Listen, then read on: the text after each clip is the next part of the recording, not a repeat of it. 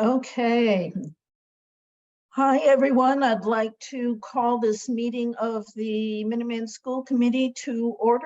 Could I have a motion for the adoption of remote participation? So moved. Second.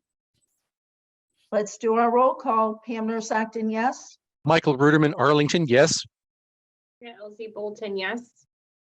Steve Ledoux, Concord, yes. Ford Spalding, Dover, yes. Judy Crocker, Lexington, yes. Jeff Stuhlen, Needham, yes. Alice DeLucas, Joe, yes. Okay, and again, Dr. Dawson, I'd like to commend you for such a clear presentation at our budget committee meeting. And at this point, we'll turn it over to the Finance Committee and our Finance Committee Chair, Steve. Thank you. As we had talked at prior meetings, Finance Committee reviewed the proposed budget. I think we had 5 meetings, and we reviewed all the work done by Dr. Dawson and the finance staff, and unanimously recommend approval of the FY24 budget in the amount of $30,316,325. I guess I would ask Pam if you'd like me to make the motions for discussion or at this point. Yes, go right ahead. Okay, so we have 3 motions. The first motion, and we just got our excess and deficiency certified, I think as of today, that I move to authorize $650,000 from the certified excess and deficiency fund to reduce member town assessments for the FY24 budget. So We have- moved. Thank you. Okay. Second. Okay, we have a motion and a second. Do we have further discussion?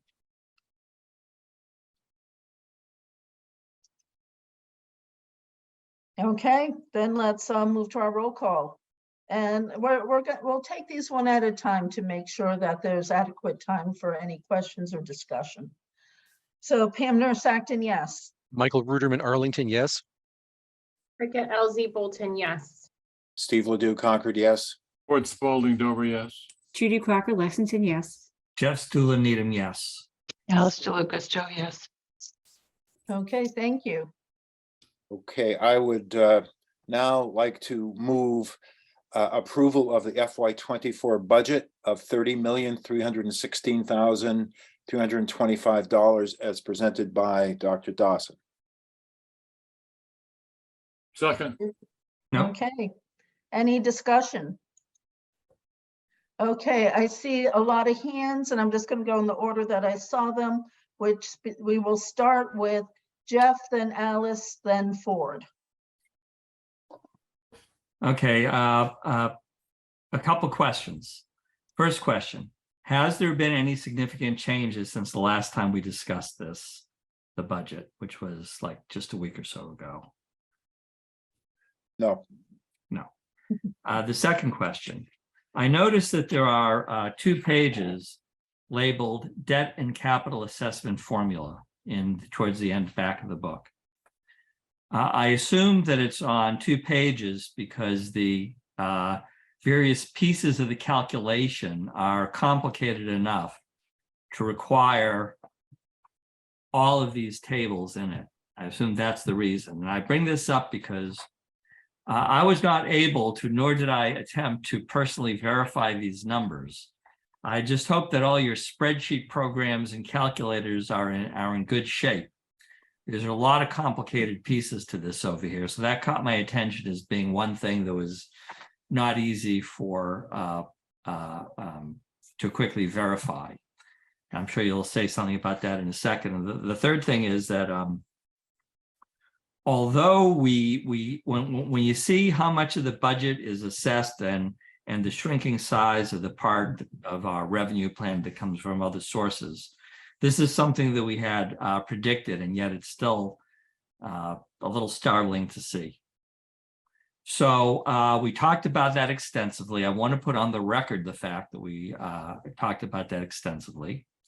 Although I cannot verify the capital assessment formula, what I can attest to is the thoughtful nature of the attempt to balance the needs of the school and the students with a understanding of the impact of the member towns in developing this budget, because that we have seen and heard the development over a couple of months. And I greatly appreciate those efforts that were being made in that regard. I think that you got the balance, in my view, just right in doing that. So I want to express my appreciation for that. And that's it. I'm done.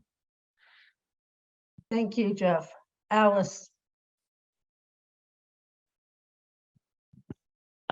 It would help me if the total budget number, I'm looking in the budget book and I'm imagining anyone trying to follow along. And I think it would be helpful if there's some table that you want to put up on the screen that shows the total budget number at the bottom somewhere on one of the tables. And I think it's page 13 in the budget book that looks at the preliminary assessments. And I think it would be helpful to show that table as well for these votes.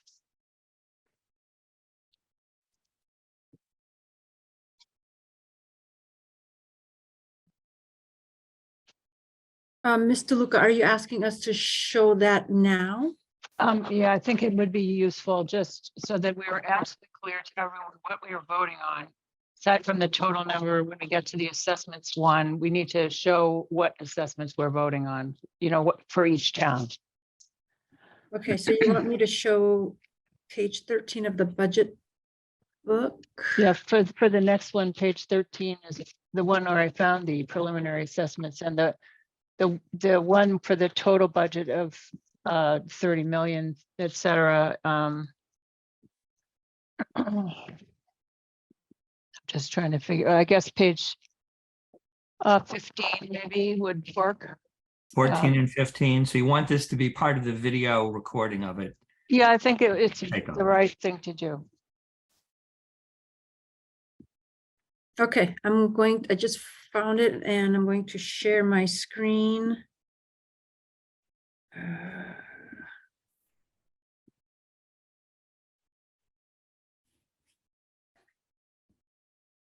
So here is page 14.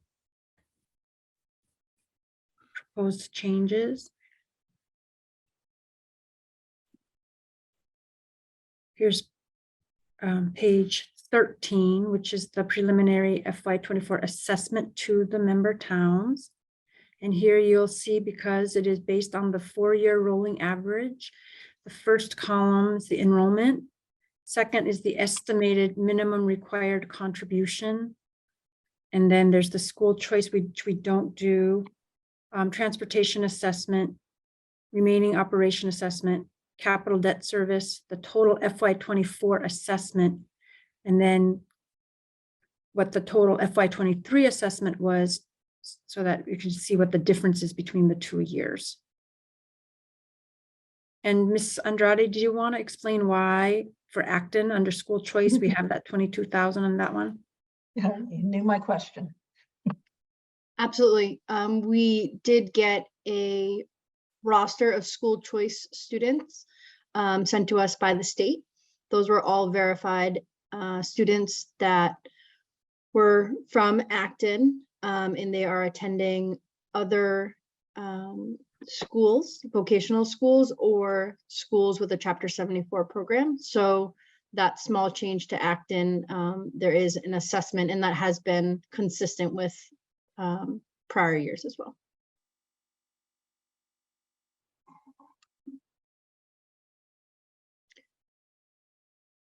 Thank you for showing this. I think this is very helpful to be part of the discussion. And just to be clear, they're in the glossary under choice. It defines what school choice means. So Minuteman does not accept school choice students, but the reason this school choice column is in there, it's students who attended Minuteman, then chose to attend another public high school or vocational school that accepted school choice students. So I hope that helps clarify that as well. Okay, thank you.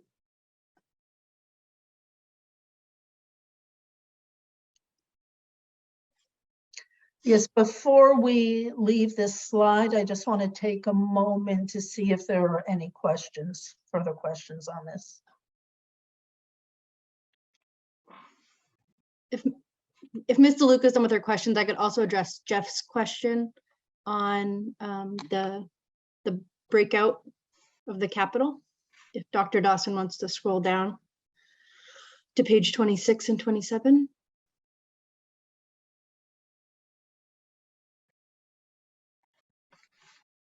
Here's 26. And let me see if I can, Yeah, it is quite small. I have to move something here so I can. But the reason for the 2 pages is there's a debt allocation. You can see in the very top left-hand corner prior to December 2015. Part of this calculation keeps the enrollment for the member towns that left somewhat stagnant. And it includes our ESCO lease, which a portion of is still included to those member towns at that time. As you know, that FY25 is the point in time where that will no longer be assessed to our member towns that left.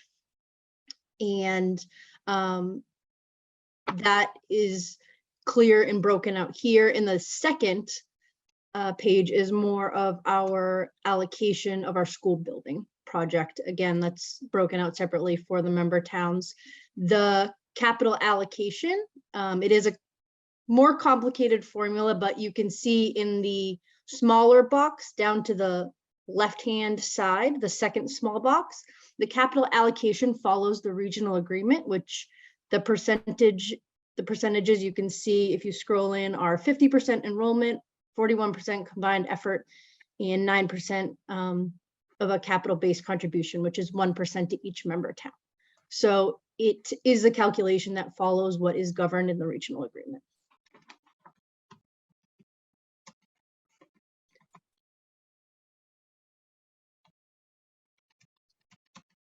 And as I noted, the second page will show the enrollment count as of current with our 4-year rolling average, and it shows more of our new school building.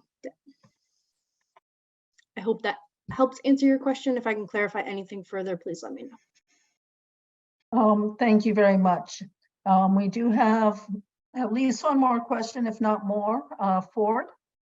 Yeah, that's not really a question. It's a request that the presentation that Dr. Dawson gave be included on the website. So when we send to the towns, we can send the budget book and that in the same package. And I think that'd be very useful. It was an excellent presentation. The other thing I want to say is thank you to everybody. I thought the process was as smooth as I've seen. It was as comprehensive as I've seen, and I just want to thank everybody that was involved. Thank you very much, Ford. Thank you, Mr. Spalding. Any other questions or comments? Okay, then let's move to our roll call vote to approve the FY24 budget. Pam Nurse Acton, yes. Michael Ruderman Arlington, yes. Erica LZ Bolton, yes. Steve Ledoux, Concord, yes. Ford Spalding Dover, yes. Judy Crocker Lexington with gratitude, yes. Jeff Stuhl Needham, yes. Alice Lucas, Joe, yes. Again, congratulations to everyone. Steve, we have one more vote. Right, and last but not least, I move to approve the FY24 preliminary assessments of $25,481,911 as presented. Second. Okay, any discussion? Alice? I feel I have to bring to the committee's attention that I attended the Finance Committee meeting in Stowe, and they seem to feel that there would be overrides in a couple of the Neshoba towns. So vote at the polls. We'll see what happens, but it's just important for everybody to know that. Yeah. Thank you, Alice. Ford. And just to follow up on what Alice said, I know in Dover, which is a small portion of this budget, even though the increase percentage-wise was large, in every town, Dover included, we are really looking at an extremely tough budget year, as probably the toughest I've seen in a long, long time. And as most of you know, I've been around for a long time in town government. It's there's a lot of concern about the budgets, and I just think everybody is aware of that, and I think our community needs to be aware of that. Thank you. Yeah, thank you. Both Alice and Ford. I think that a lot of thought went into balancing the needs of our communities and putting this budget together. But the reality is as both Alice and Ford have said, that many, if not all of our communities are facing tough budget years. And so, you know, it's something that we need to be cognizant of. Jeff. One related comment. That's 100% true, but let's also remember that our kids are still coming off of the pandemic. And we're spending more on services for kids who have fallen behind or have had mental health issues. That's one of the reasons for the budgets being high, and the fact that we are addressing that and our communities are addressing that in a positive manner is one of the reasons for the budgets being high and the budgets being tight. Is we've decided that we can't go back to what we were doing before. We have to give some additional services and target in some quarters. And that is one of the increases in the budget. It's not, you know, arbitrary increases. There are very good reasons for them. So yes, we look at what's happening in the towns. We have to be very cognizant about it.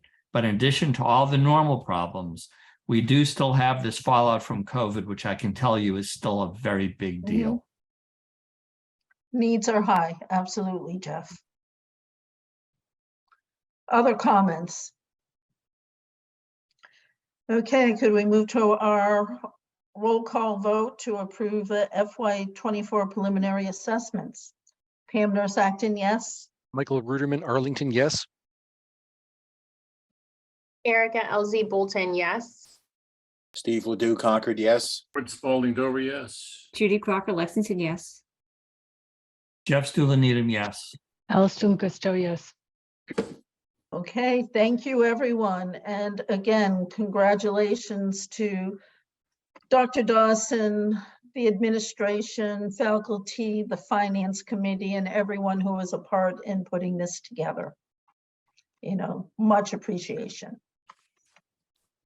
Thank you so much.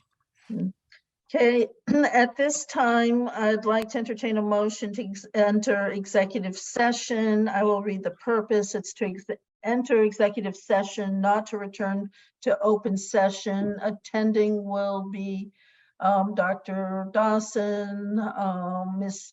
Pasigna. Do we have counsel joining us? Yes, Peter Summer Peter Sumners and Michelle McNulty. and Michelle McNulty. Okay. And I will read the reason. Pursuant to Mass General Laws, Chapter 38, Section 20A3, to discuss strategy with respect to likely litigation with the town of Lincoln regarding permit fees, if an open meeting may have a detrimental effect on the bargaining or litigating position of the public body, and the chair so declares, and to conduct strategy sessions in preparation for negotiations with non-union personnel, or to conduct collective bargaining sessions or contract negotiations with non-union personnel, namely assistant superintendent. Could I have a motion? Moved as spoken and written. Second, Okay, do our roll call. Pam Nurse Acton, yes. Michael Ruderman, Arlington, yes. Erica LZ Bolton, yes. Steve Ledoux, Concord, yes. Ford Spalding Dover, yes. Judy Crocker Lexington, yes. Jeff Stuhlen Needham, yes. Alice DeLucasto, yes. Thank you, everyone. We will We will adjourn this meeting and reconvene on the executive session Zoom link that was sent out earlier today. Thank you, everyone. Thanks, everyone.